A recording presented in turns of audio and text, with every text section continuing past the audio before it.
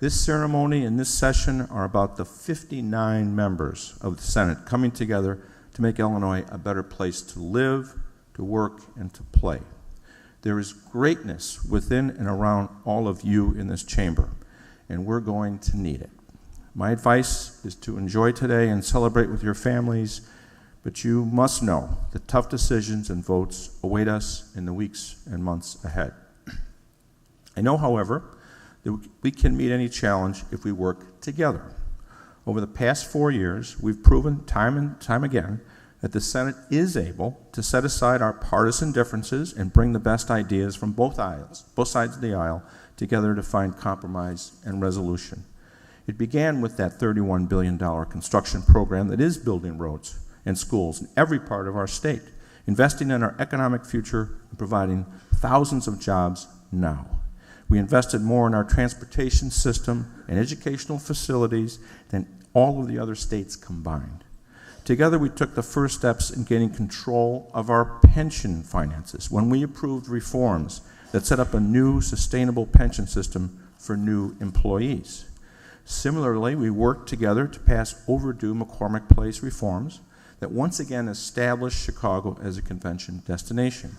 Our list of bipartisan accomplishments goes on and on. We restructured the flawed workers' compensation system in a way that saved businesses millions while preserving workers' rights. This past spring, we toiled together to construct a Medicaid reform package that maintains services to those most in need while saving taxpayers billions. We crafted education reforms that address tenure and performance standards that have become a national model. And of course, 4 years ago, there was the task of hearing the case of a corrupt governor in our final unanimous decision to remove him from office. We are going to need more of this collaborative spirit and effort in the months ahead. I have the utmost confidence in the members of the 98th General Assembly. Today, this new Illinois Senate is more diverse than ever before. Think about it. We have in this chamber lawyers and linebackers, accountants and TV anchors, farmers and former staff, people who make ice cream and people who are lactose intolerant.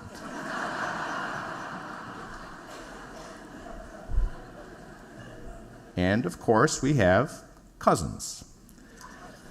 We have been elected by the most diverse collection of Illinois voters ever to go to the polls. They want us to solve problems, to improve the quality of life, and open doors of economic and educational opportunity for their families.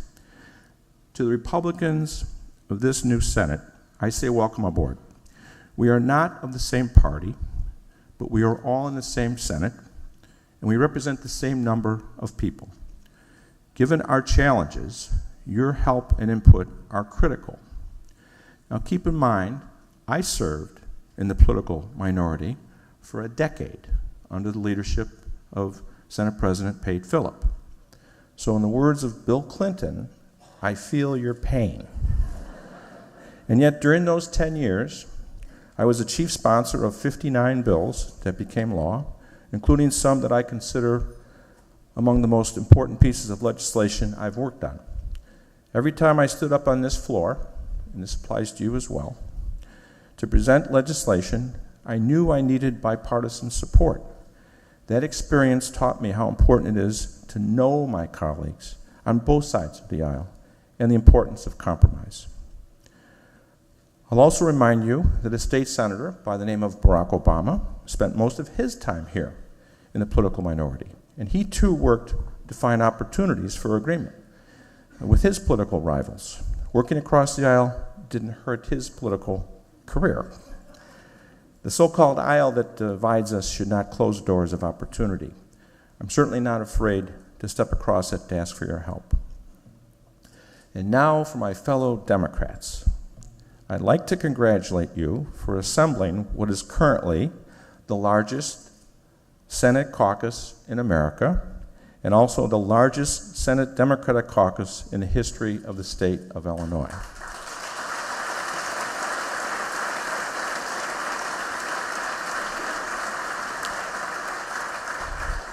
So I know a lot of you are sitting there thinking, this is great. We've got 40 members. I don't have to take any tough votes. But if everybody thought like that, we wouldn't get anything done, would we? So that's not going to work. We have to work together to get everything done. So now that we're here, what are we going to do? We must address our pension system.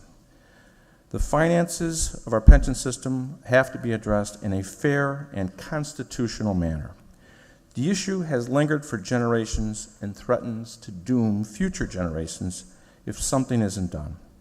We are on the verge of our state budget turning into a financial plan that funds pension benefits rather than essential services. Our investments in higher and elementary and secondary education and human services are increasingly crowded out, some would say squeezed, by our pension cost. That's why I will file today Senate Bill 1. It's an all-encompassing plan that includes both the House and the Senate concepts for pension reform. We also need to be aggressive with a new economic development agenda. And that's why today, Senate Bill 2 will be filed to remodel the Department of Commerce and Economic Opportunity through a public-private partnership that will bring real-world business effectiveness to our policies. This approach has worked in other states, and it's past time we do it here. This is where we, as a Senate, need to go. You know, we have a tremendous state, but we do have to admit our reputation has suffered. People forget, and we need to remind them, that Illinois is a great state. We have been and remain a destination state of tremendous opportunity. That's why our population swelled by more than 400,000 people in the last decade. We are the transportation center of America, whether it be rail, air, rivers, or roads.